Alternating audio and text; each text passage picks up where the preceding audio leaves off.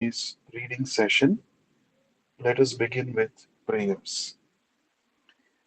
Nama Om Vishnu Padaya Krishna Presthaya Bhutale Srimate Bhakti Vedanta Swamin Niti Namine Namaste Saraswate Deve Gauravani Pracharine Nirvishesha Shunyavadi Paschatya Deshatarine जय श्री कृष्ण चैतन्य प्रभु नित्यानंद श्री अद्वैत गदाधर श्रीवासादि गौर भक्त वृंदा हरे Krishna Krishna Krishna Hare Hare Hare Ram Ram Ram Hare Hare. Request all of you to please hear attentively. Towards the end of the session, we will be having an interactive quiz based on what we read today. I'm going to share my screen so that you can also view the content as I'm reading. Reading from the book A Second Chance, the story of a near death experience by His Divine Grace Vishwaguru Abhay Charanaраvinda Bhaktivedanta Swami Srila Prabhupada. Chapter 15 entitled Atonement.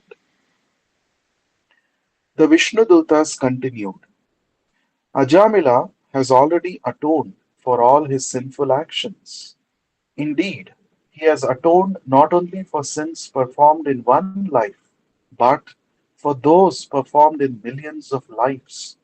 For in a helpless condition, he chanted the holy name of Narayana. Even though he did not chant purely, he chanted without offense, and therefore he is now pure and eligible for liberation. Even previously, while eating and at other times, Ajamila would call his son, saying, My dear Narayana, please come here. Although calling the name of his son, he nevertheless uttered the four syllables Na, Ra, Ya, Na.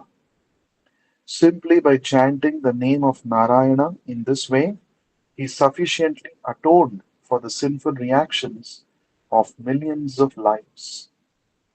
The chanting of the holy name of Lord Vishnu is the best process of atonement for one who steals gold or other valuables, for a drunkard, for one who betrays a friend or relative, for one who kills a Brahmana, or for a man who indulges in sex with the wife of his guru or another superior. It is also the best method of atonement for a man who murders his father, the king, or women, for one who slaughters cows, and for all other sinful men.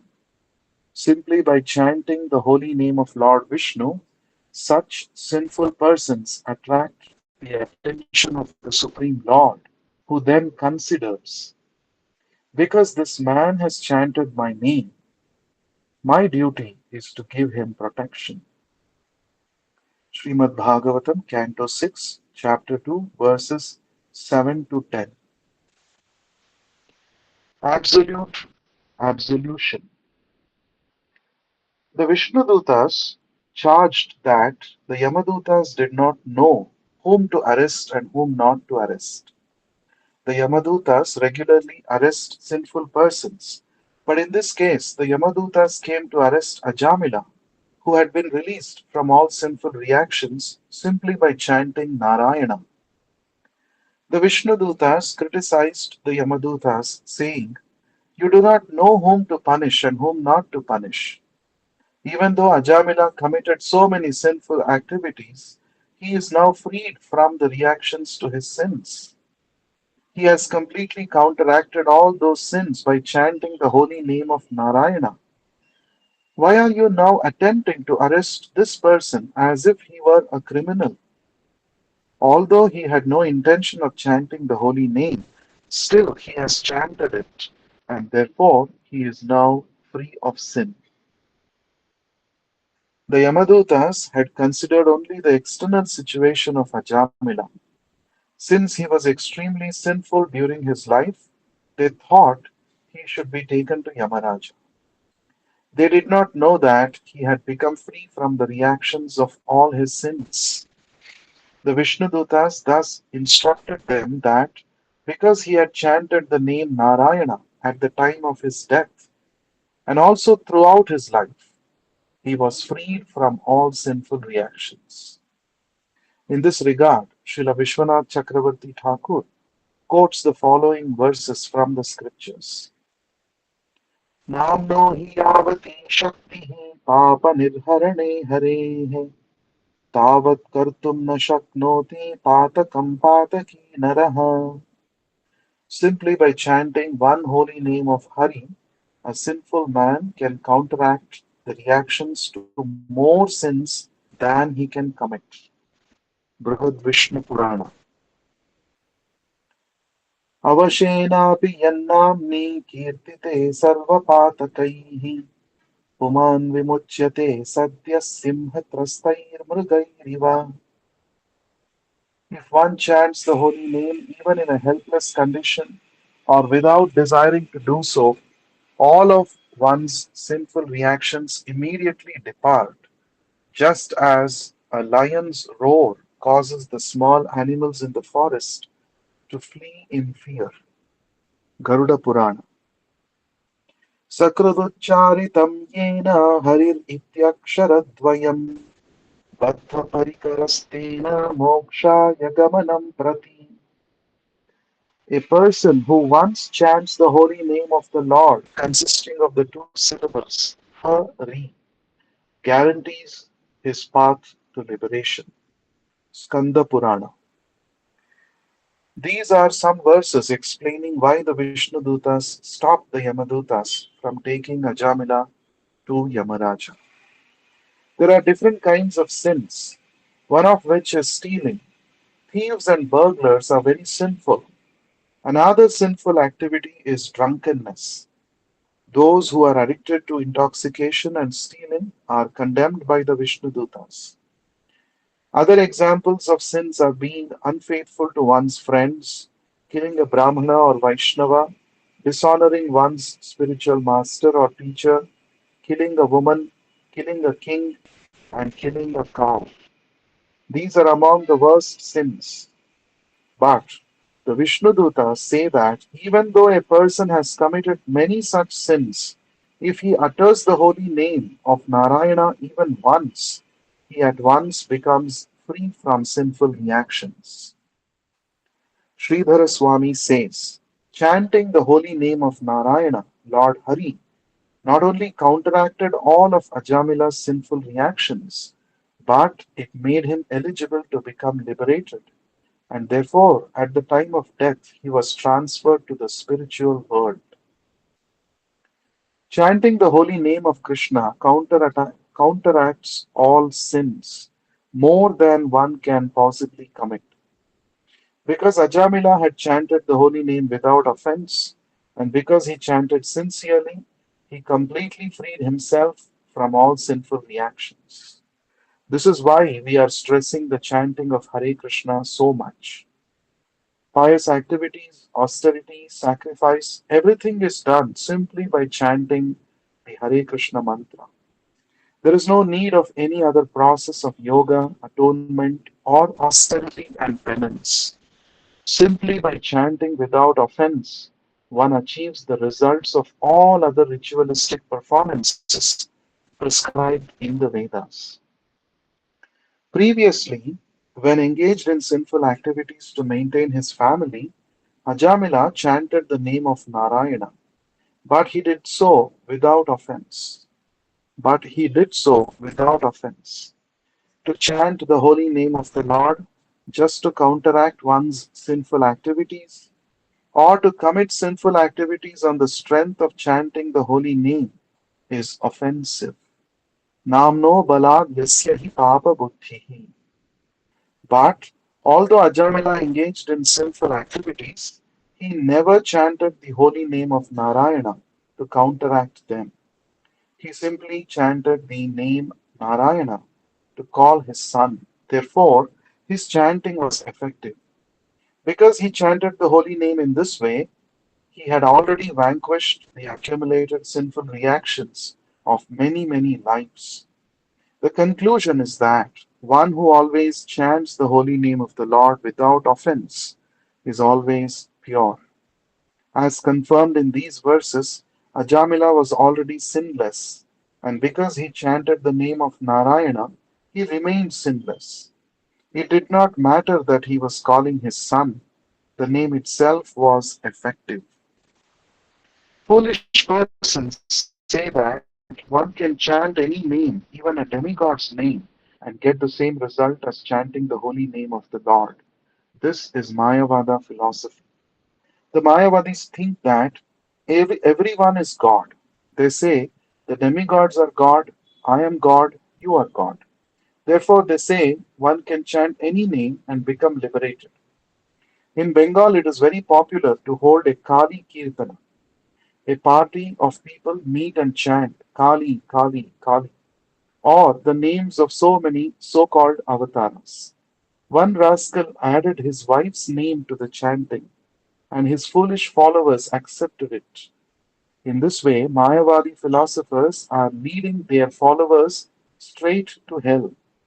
Chaitanya Mahaprabhu has therefore strongly warned against hearing from the Mayavadi philosophers, lest one's spiritual life be spoiled and the path of devotional service blocked. We should always remember this when there is any question of chanting other names. We should chant the holy name of Vishnu, the holy name of Krishna, no one else's name. The scriptures advise us to chant only the name of the Supreme Personality of Godhead Krishna. There are thousands of names of Vishnu, and in one sense, Krishna and Vishnu are the same. Yet the scriptures explain that chanting 1,000 names of Vishnu gives the result of chanting the name Rama just once, and chanting Rama three times gives the result of chanting Krishna once. In other words, one automatically gets all good results just by chanting the holy name of Krishna. Chaitanya Mahaprabhu therefore recommends this chanting process according to Shastric injunction. Harer Namaiva Kevalam Kalau Nastyeva Gatiranyatha.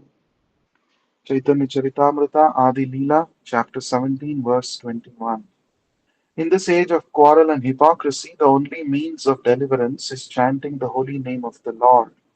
There is no other way, there is no other way, there is no other way. Brihan Naradiya Purana. By taking up this chanting process, we are immediately freed from all sinful reactions. Thus, we begin our spiritual life. Without being freed from sinful life, there is no possibility of becoming a pure Vaishnava. Offenses against the holy name. Even a devotee may sometimes commit some sinful activity, either unknowingly or due to past sinful behavior. But if he sincerely repents, thinking, I should not have done this, but I am so sinful that I have again committed this sin, the Supreme Lord will excuse him on the basis of his genuine repentance. However, if he intentionally commits sinful activities, expecting that the Lord will forgive him because he is chanting Hare Krishna, that is inexcusable. If one commits sinful activities on the strength of chanting the holy name, he commits Nama Aparadha, or an offense against the holy name. Of the 10 kinds of offenses, committing sins on the strength of chanting is the most serious.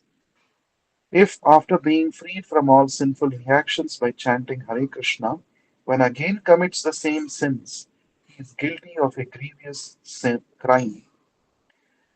For an ordinary man, that sinful activity may not be regarded so seriously, but for one who is chanting Hare Krishna, it is a dangerous offense. Just as it is a serious crime for a government officer in a high post to take advantage of his position and accept a bribe. Such men are the most punishable criminals. If a policeman steals, his crime and subsequent punishment are greater than that of an ordinary man who steals. That is the law.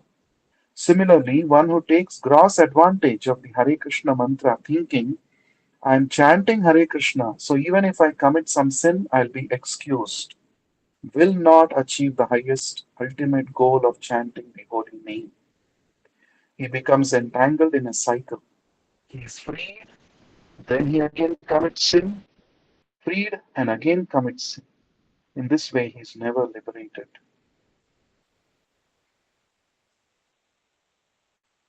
He becomes entangled in a cycle. He is freed, then he again commits sin, then he is freed and again commits sin, freed and again commits sin. In this way, he is never liberated. Nevertheless, one should not think that one's sinful reactions will fail to be counteracted by the chanting of Hare Krishna. One of the 10 offenses against the holy name of the Lord is to think that the holy name cannot eradicate sinful reactions. Those who cultivate offenseless chanting of the Hare Krishna Mahamantra should have firm faith in the words of the Shastra that declare the chanting of the holy names of Krishna to be supremely powerful. As the Vishnu Dutas say here, the chanting of the holy name of the Lord, Vishnu, is the best process of atonement for all kinds of sinners. But very often, the difficulty is that one will chant the Hare Krishna, one will chant Hare Krishna and again commit sin. The perfection of chanting. The key to successful chanting, therefore, is to carefully avoid sin altogether. By chanting the Hare Krishna Maha Mantra, a person is freed from all reactions to his previous sins. And if he avoids sinning again, he very quickly becomes an advanced devotee. His mind becomes fixed upon the lotus feet of Krishna.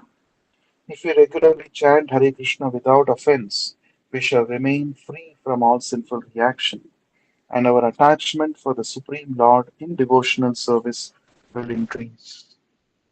Once there was an argument between Thakur Haridasa and an ignorant so called Brahmana concerning the power of the holy name of Krishna. In an assembly of Vaishnavas, Haridas Thakur said, not only does a person become situated on the spiritual platform or Brahma Bhuta by offenselessly chanting the holy names of the Lord, but his dormant love of Godhead manifests and he becomes liberated automatically. The Brahmana protested, don't exaggerate the effects of chanting in this way. One becomes liberated only after performing many austerities and penances. But you say that simply by chanting Hare Krishna one becomes liberated? If that is not the case, I shall certainly cut off your nose. Haridas Thakur replied, if chanting Hare Krishna does not produce liberation as a byproduct, then I shall cut off my nose. The members of the assembly witnessing this argument became extremely agitated upon seeing the great offense the Brahmana had committed against Haridas Thakur, and they immediately expelled the offender. Shortly thereafter, the Brahmana contracted leprosy and his beautiful nose melted away. This incident is narrated in Sri Chaitanya Charitamrita. There are three stages of chanting the holy name: chanting with offense, chanting as a liberated person, and chanting with full love of God. These progressive stages of chanting are like the ripening of a mango. An unripe mango tastes sour, but when the fruit is fully ripened, it tastes very sweet.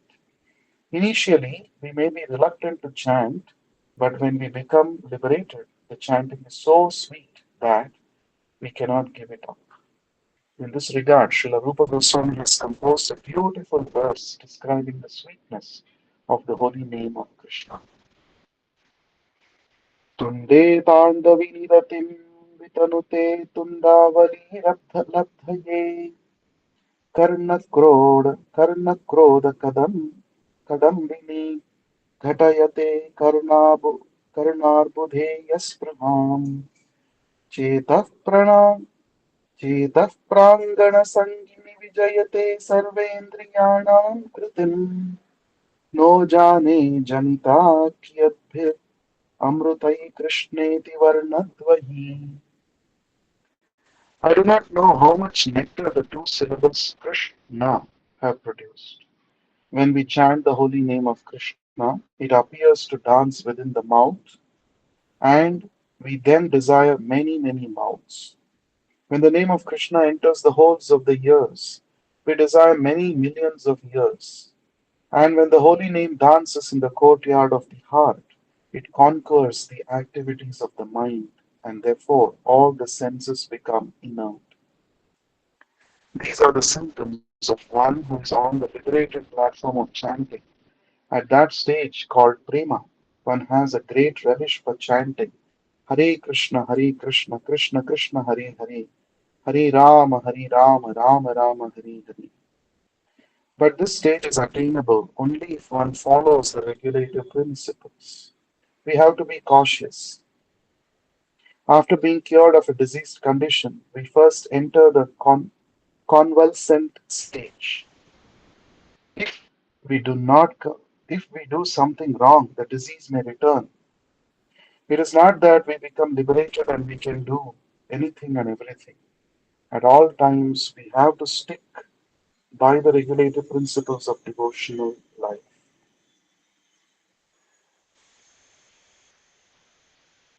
Accumulated benefits from chanting the holy name.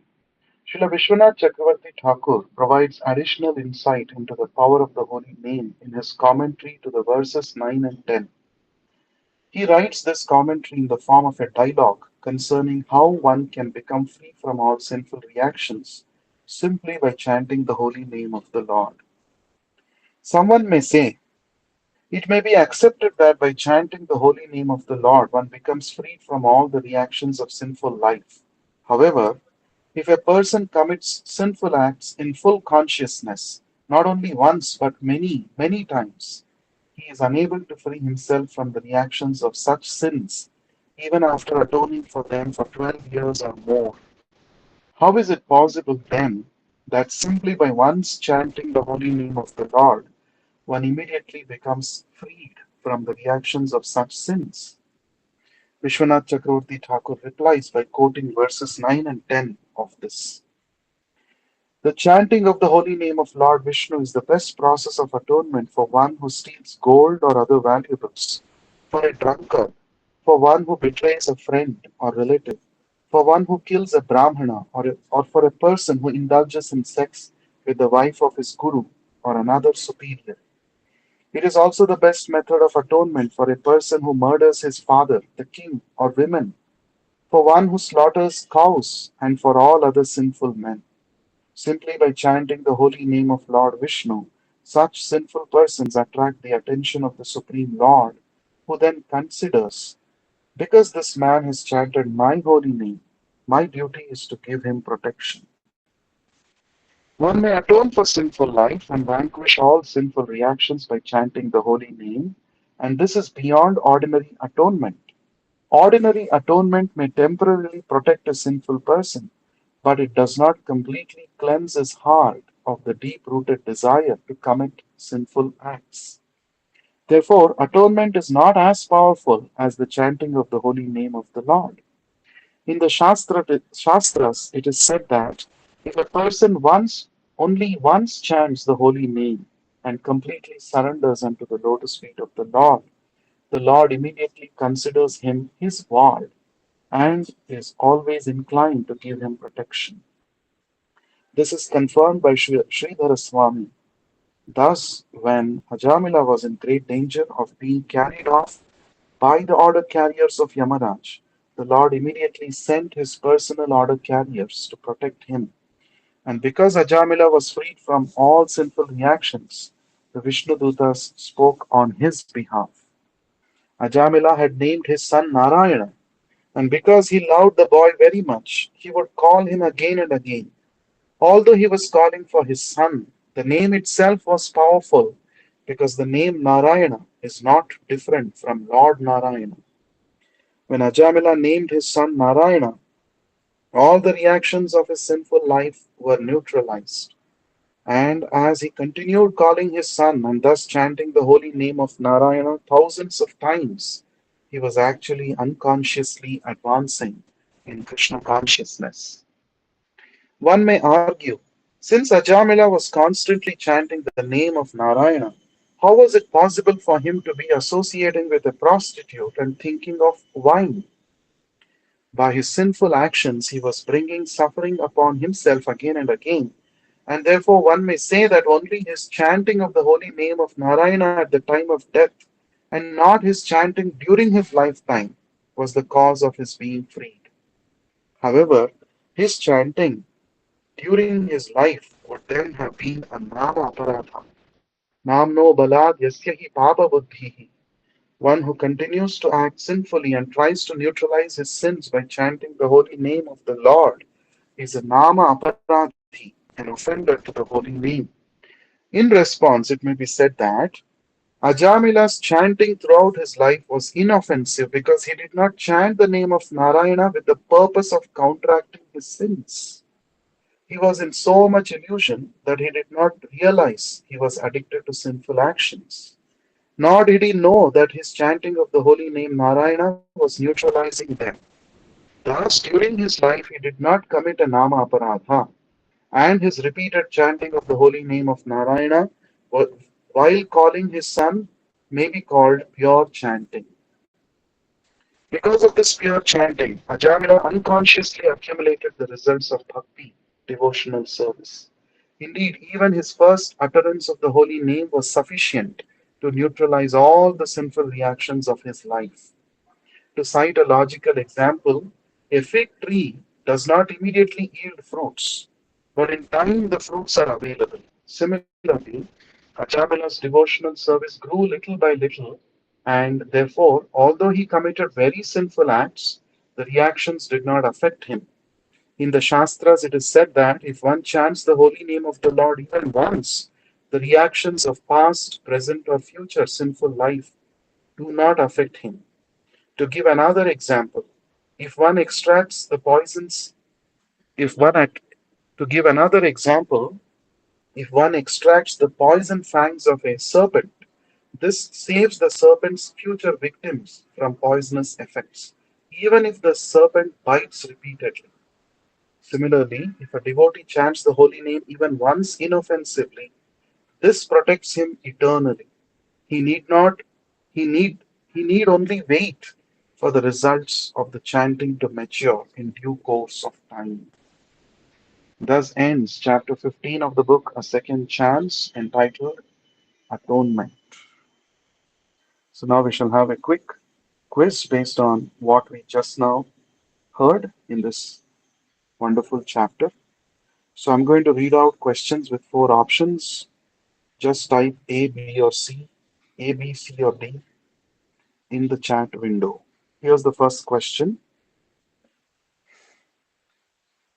So, in this chapter, the wonderful effect of chanting the holy name of the Lord inoffensively is described. Okay, so let us see some questions based on this. First one, according to the Vishnu Dutas, why was Ajamila freed from sinful reactions? Your options are A. He performed severe austerities. B. He gave charity to the Brahmanas. C. He chanted the holy name of Narayana inoffensively. D. He worshipped the Devatas. Please type A, B, C, or D in the chat window.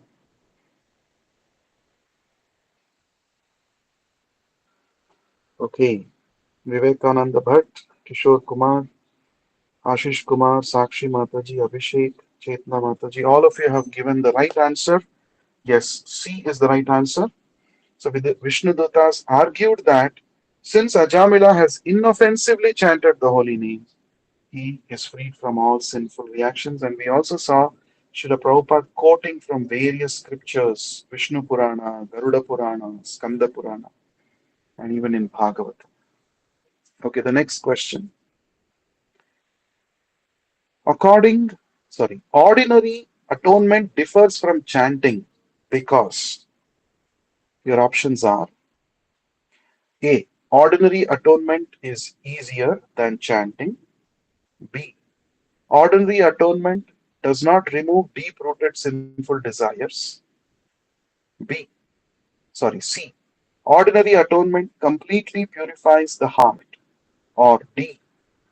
Ordinary atonement requires no effort. What is the right answer? Yes. Again, all of you have given the right answer. B is the right answer.